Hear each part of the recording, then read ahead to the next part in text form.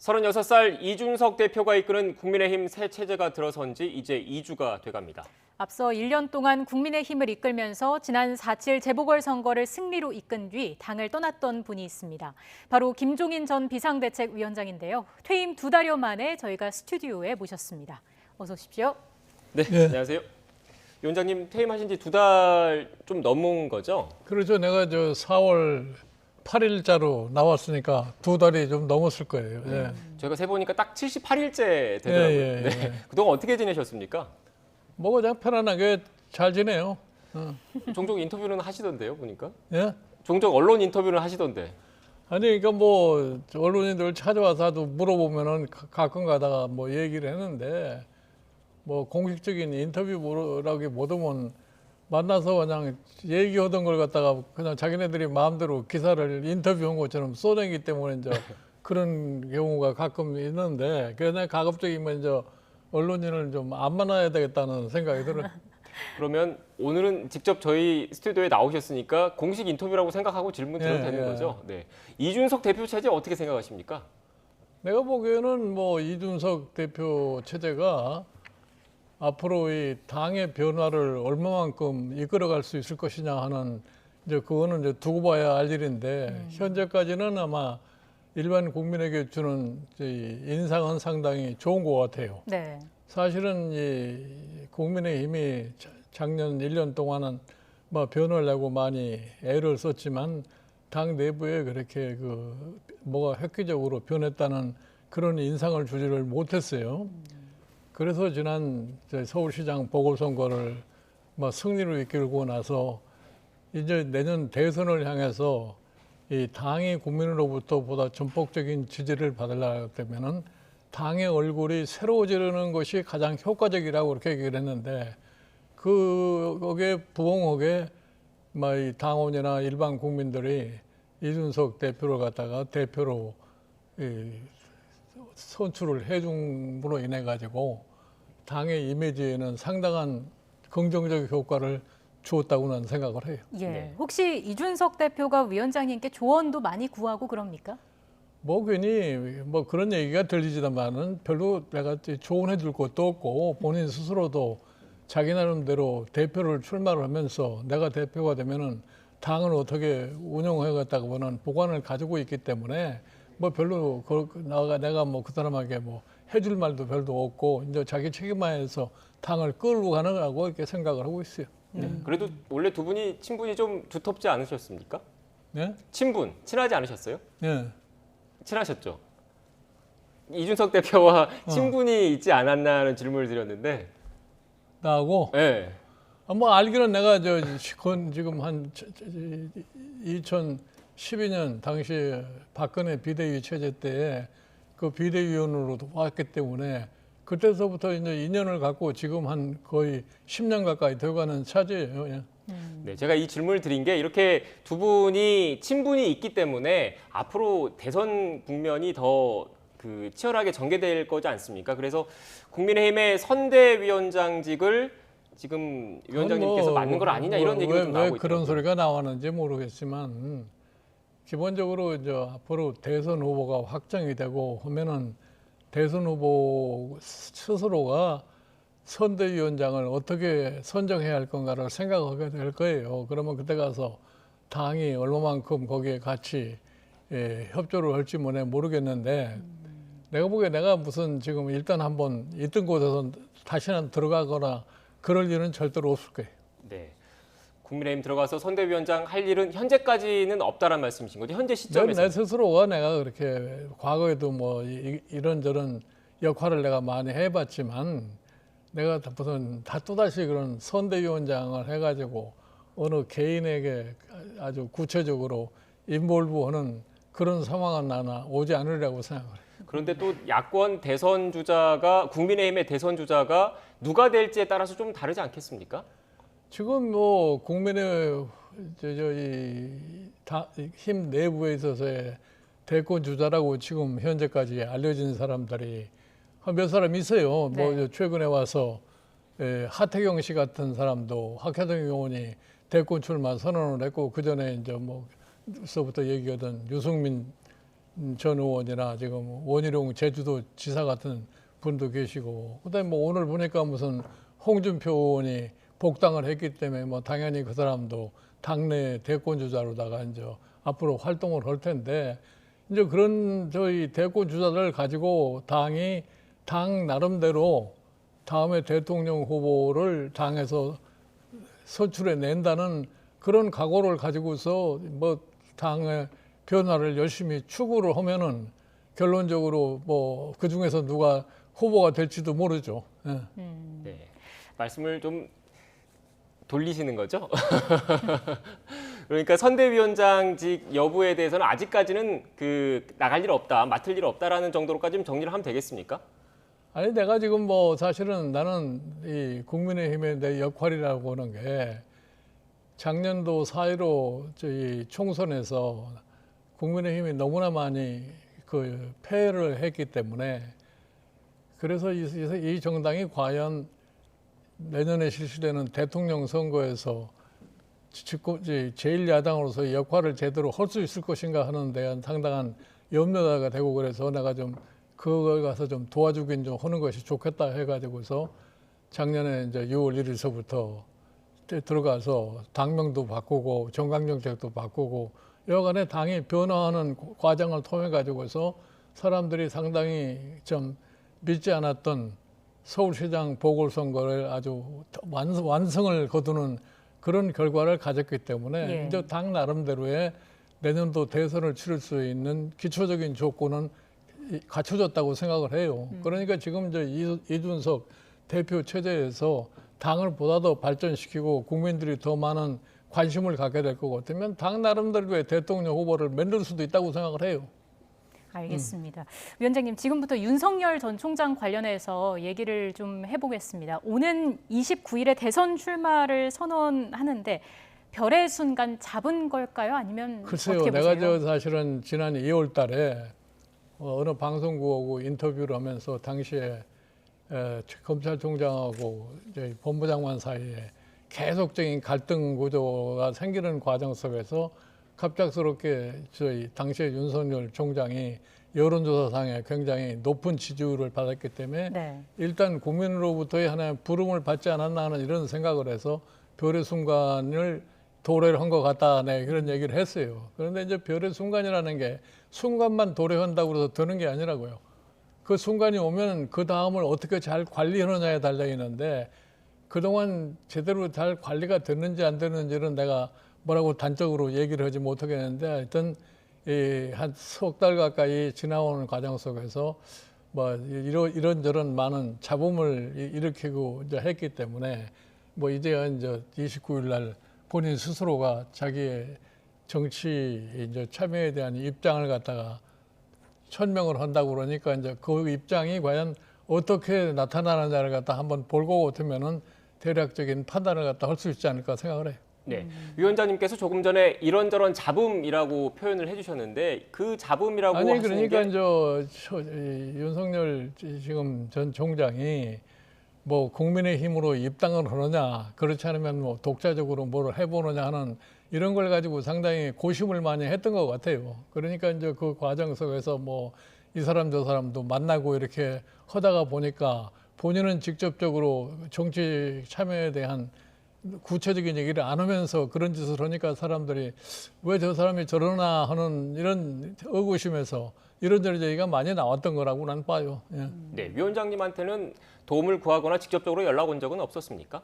나는 사실은 뭐 한번 만나자고 그래서 그걸 만나보자고 그랬는데 본인이 어떤 여러 가지 뭐 개인적인 입장이 있는지 그냥 제3자를 통해서 지금은 안 만나는 게 좋겠다고 그래서 뭐 그런가 보다 하고 지나간 거예요. 그런데 뭐 그거에 대해서 뭐 이러고 저러고 얘기할 게 없고 하기 때문에 그것도 벌써 한 2달 이상 지나가는 거니까. 그러니까 지금 와서 뭐 내가 별로 큰 관심을 갖고 있질 않아요. 네, 윤 전 총장의 부인이 그 위원장님 부인을 만나고 싶어 한다 이런 얘기까지 그거는 나오던데. 뭐 내가 뭐 밖에 그런 소문들이 빙빙빙빙 돌아다니는데 어느 이제 기자들하고 저녁을 먹으면서 그거에 대한 묻길에 뭐 그런 얘기는 있는 것 같다고 내가 얘기를 한 거지 그 특별한 의미가 없어요. 있는 것 같다 정도이지 실제로 연락이 왔다 이건 아니란 말씀이죠. 그런 뭐 공식적으로 이렇게 연락을 해본 거나 그런 건 아니라고. 예. 네. 지금 또 논란을 좀 짚어봐야 될 게 이런 입당 국민의힘 입당 여부와 별개로 또 이른바 엑스파일 논란도 계속 불거지고 있거든요. 여기에 대해서는 어떻게 아니 생각하십니까? 그러니까 사실은 윤석열 총장이 정치인으로서 국민들에게 이렇게 지지도를 높게 받은 건 아니잖아요. 그 개인적인 여러 가지 윤석열 총장의 그런 자세로 인해 가지고서 국민들의 지지를 보였기 때문에 본인도 그것에 대한 인식을 갖다 하고 있어서 나는 국민이 불렀기 때문에 국민이 뭐라고 그러는 데에 따라서 결심을 하겠다고 그러지 않았어요. 그러면 윤석열 총장의 경우는 그거를 바탕으로 해서 자기의 입지를 갖다 좀 보다 더 구체적으로 강화를 하고 거기에서 지지도가 유지 혹은 더 높여놓을 것 같으면 자연적으로 세력은 거기에 붙게 돼 있다고 나는 봐요. 그러니까 자꾸 뭐 이러고 저러고 이렇게 달리 생각할 필요가 없지 않나 이렇게 봐. 그 엑스파일 관련해서 윤 전 총장의 대응에 대해서는 어떻게 보세요? 예? 윤 전 총장이 어떻게 대응했는지 예. 이 부분에 대해서는 어떻게 보세요? 그거는 이제 더 두고 봐야지 알지. 지금 당장에 뭐라고 얘기를 할 수가 없어요. 예. 지금 아마 지금 박상현 앵커가 질문한 취지는 그동안의 이른바 엑스파일 논란과 관련해서 무대응을 했거든요. 그런데 그 윤석열 전 총장도 강하게 직접적으로 반박을 하고 나서고 있지 아니 않습니까? 거기에 그거는 대해서. 뭐 사실은 뭐 우리나라 대통령 선거를 하다 보면은 누가 하나 앞서가면은 그거를 갖다가 좀 어떻게 긁어내려 보기 위한 수단으로 다 각종 뭐 부정적인 얘기를 많이 하는 거거든요. 그래 뭐 본인이 자신이 있으면 그런 걸 별로 그렇게 크게 신경 쓸 필요 없어요. 그냥 무시하고 지나가면 되는 거지. 그거는 결국 가서 국민이 판단한 일이지. 예? 그거 뭐 딴 사람이 이러고 저러고 얘기해야 별로 난 그렇게 의미가 있다고 생각하지 않아요. 네, 국민이 판단할 일이다 이렇게 말씀을 해주셨는데 윤 전 총장의 지지율 관련해서도 좀 이야기를 나눠보겠습니다. 여전히 1위이기는 합니다만 앞서 말씀해주신 여러 가지 일들이 겹치면서 지지율이 조금 빠지지 않았습니까? 이 부분에 대해서는 좀 한계라고 그러니까 보시는지요? 뭐 최근에 와서 저희 윤석열 전 총장이 태도에 대해서 조금 애매모호하고 하니까 그래서 약간의 뭐 지지도가 조금 빠지는 현상이 이제 나타나고 있는데 이제 그런 거를 갖다가 생각을 하기 때문에 아마 빨리 자기 입장을 정리해서 지금 29일 날 발표를 한다고 그러잖아요. 이제 그러고 난 다음에 변화가 어떻게 된다는 걸 추이를 살펴봐야죠. 네. 지금 여야 차기 대선 주자 선호도 관련된 그래픽을 좀 보여드리고 있는데 크게 좀 띄워주시겠습니까? 네, 지금 보시면 그 눈에 띄는 이름이 또 최재형 감사원장이 순위에 들어왔습니다. 어떻게 보십니까, 위원장님?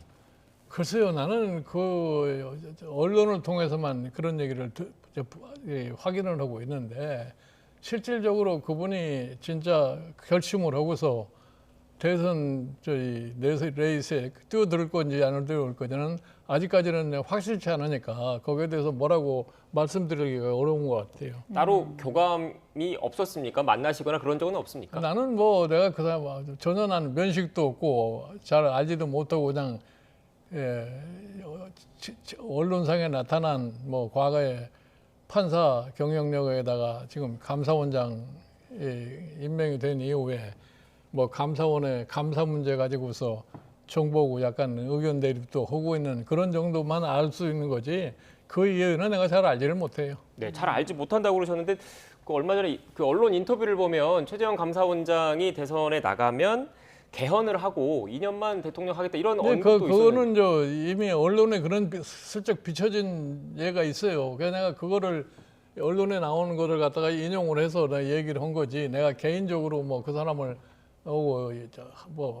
만나서 얘기를 해본 적이 없는 거기 때문에 그에 대해서는 내가 100% 뭐라고 얘기를 할 수가 없습니다. 네, 일단 최재형 감사원장과 지금 이 자리에서 말씀하신 거로는 그렇게 친하지 않다, 면식도 별로 없다라고 말씀하셨는데 그런데 또 그 저희 방송을 보고 최재형 감사원장이 혹시라도 연락이 오면 만나시거나 도움 주실 생각은 있으십니까? 아니 그러니까 누가 뭐 만나자고 그러면 내가 만날 용의는 있어요. 내가 뭐 내가 스스로가 만납시다 하는 난 이런 얘기를 갖다 하는 사람이 아닌데 한번 만나자고 그러면 한번 만나볼 용의는 있어요.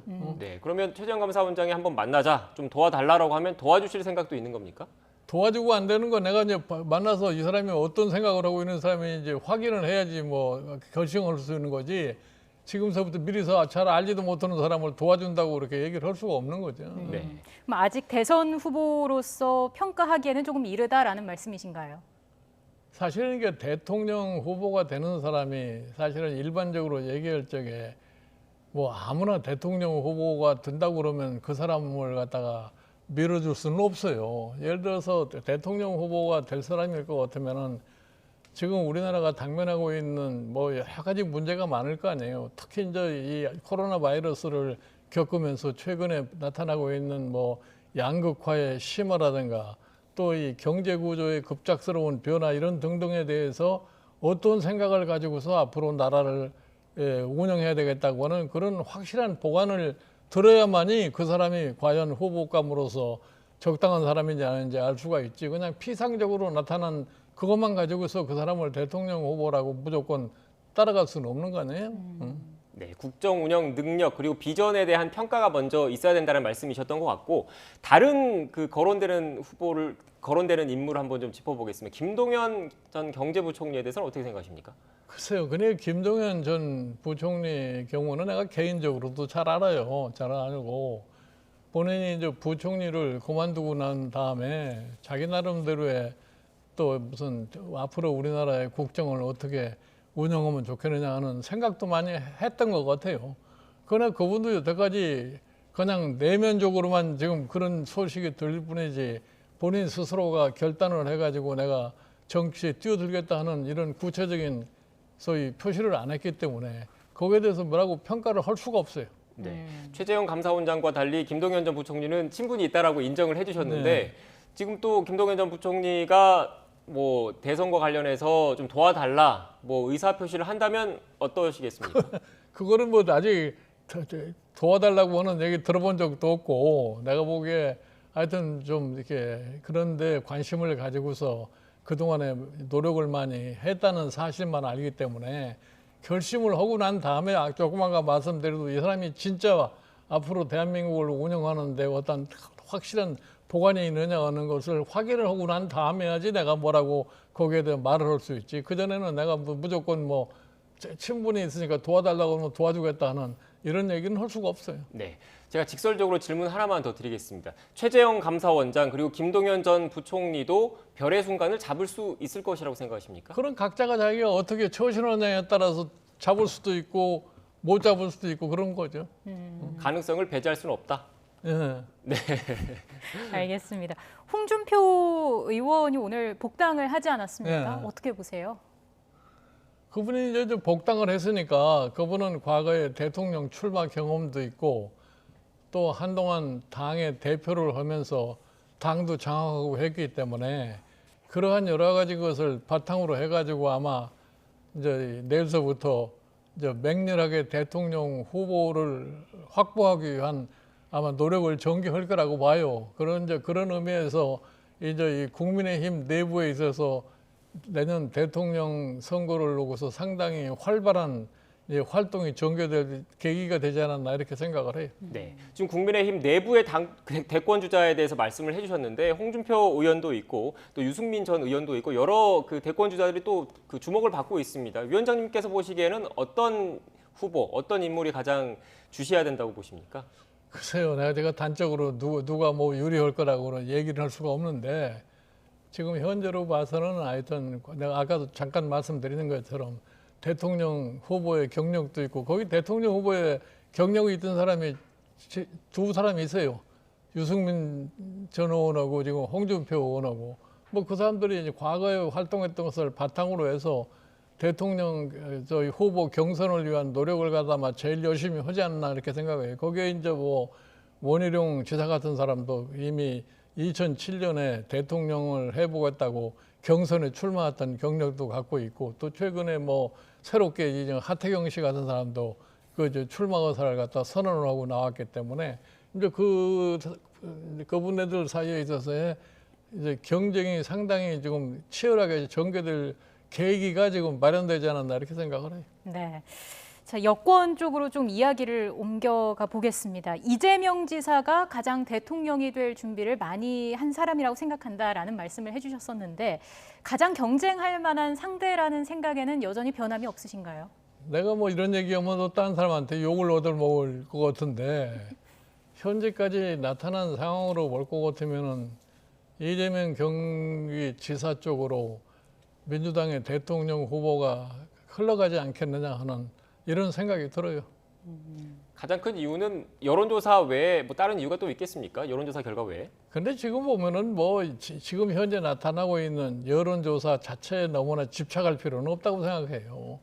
이 여론이라는 건 뭐 시간의 흐름에 따라서 계속 변화할 수도 있다고 생각을 해요. 예를 들어서 지금 이번에 서울시장에 당선된 오세훈 씨 같은 경우를 보면은 작년 12월서부터 서울시장 선거가 있기까지 보면은 여론조사상으로는 제일 처져 있던 사람이에요. 네. 그러나 그 사람이 결국 가서 서울시장이 된 겁니다. 네. 제가 위원장님의 뭔가 좀 더 진심 어린 답변을 드리고 싶어서 다시 질문이 돌아가는 것 같은데 지금 여권의 유력한 대선 주자로는 이재명 경기지사가 될 가능성이 커 보인다라고 분석을 내려놓으셨지 않습니까? 내가 그렇게 생각을 해요. 네, 그렇게 생각을 하신다고 했는데 그렇다면 이재명 경기지사와 맞설 야권 국민의힘 후보로는 누가 돼야 된다고 보십니까? 그러니까 지금 뭐 이재명 지사하고 지금 맞설 야권의 후보를 따진다면 야권의 후보는 아직까지도 우리가 정확하게 확정적으로 얘기할 수 있는 분이 안 계세요. 지금 예를 들어서 국민의힘 내부에서도 지금 이제 치열한 경쟁을 통해서 누구 하나 나타났다고 지금 외부에 있는 예를 들어서 뭐 윤석열 총장이라든가 지금 아직까지는 모르겠습니다만은 이제 최세영 씨 같은 뭐 이런 분들이 어떻게 자기네 입지를 갖다가 앞으로 확고하게 굳히느냐에 따라서 아마 야권의 후보가 나타나지 않을까 이렇게 생각을 합니다. 네. 그렇다면 야권의 후보 구도가 아직 지금 확정적이지 않기 때문에 일단 명확하게 또 조심스럽게 답변을 해주시는 것 같은데 위원장님께서 생각하시기에는 그렇다면 인물을 거론하기가 좀 어려우시면 어떤 비전을 갖고 있어야 된다라고 생각을 하십니까? 아니 아까 말씀드린 대로 지금 사실 우리나라가 당면한 여러 가지 문제가 있잖아요. 뭐 최근에 뭐 이 부동산 문제로 인해 가지고서 저 뭐 MZ 세대들의 거의 절망 상태에 빠져가지고 이 사람들이 그냥 이 무슨 코인 같은데 열정을 쏟고 있는 이런 지금 이 환경이 돼가지고 이런 식으로 갈 것 같으면 나라의 미래가 상당히 걱정되는 거 아니에요.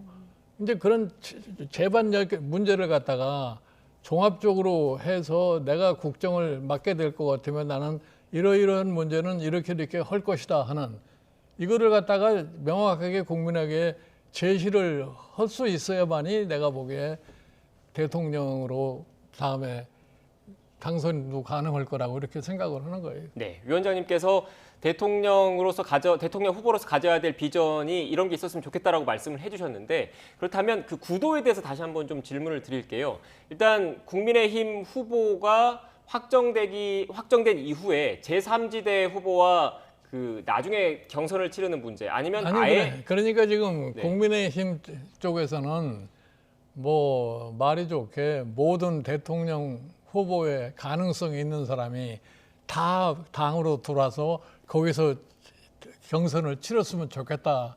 이거는 좀 우리 국민의힘에 있는 사람들의 희망사항이고 대통령을 추구하는 사람들이 그렇게 간단하게 어느 집단에 확신도 없이 뛰어들어가서 같이 경선을 한다는 것이 거의 불가능합니다. 왜냐하면 지금 밖에 있는 분들은 국민의힘 내부에 아무 기반이 없어요.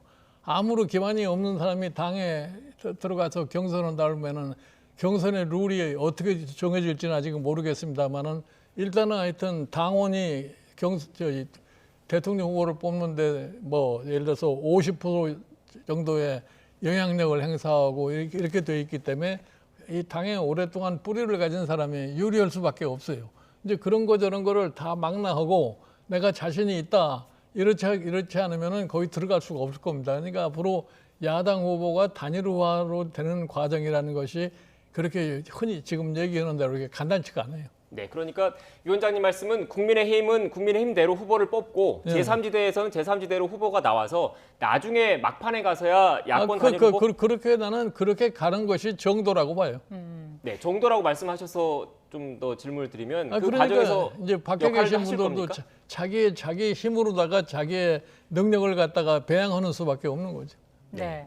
제3지대에서 역할을 할 수도 있다 이렇게 이해를 해야 됩니까? 나는 뭐 제3지대 뭐 이런 얘기가 할 필요가 없이 대통령 후보 출마를 할 사람은 자기가 예를 들어서 지금 윤석열 씨 같은 사람은 자기가 지금 지지도 1위를 달리고 있잖아요. 그러면 그거를 바탕으로 해서 내가 내 힘을 어떻게 구축할 거냐 하는 걸 나는 일차적으로 그렇게 생각할 수밖에 없지 않나 이렇게 생각을 합니다. 네. 그럼 큰 틀에서 정권 교체가 필요하다는 생각에는 변함이 없으신가요? 예? 뭐 정권 교체를 해야 된다 하는 그 얘기는 지금 뭐 현 정권을 평가를 해봤을 적에 이제는 좀 새롭게 바뀌었으면 좋겠다 하는 이런 생각을 하기 때문에 정권 교체라고 하는 것은 내년에 참 일반 국민들도 그런 측면에 상당히 좀 바람이 아니나. 사실 이번에 서울시장 보궐선거를 보면은 역대 대한민국의 선거에서 서울시에서 집권여당이 이렇게 완패를 당한 첫 번째 선거예요.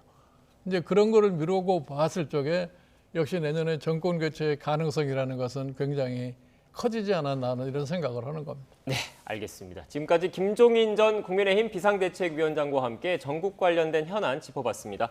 위원장님 오늘 말씀 고맙습니다. 네, 고맙습니다. 네.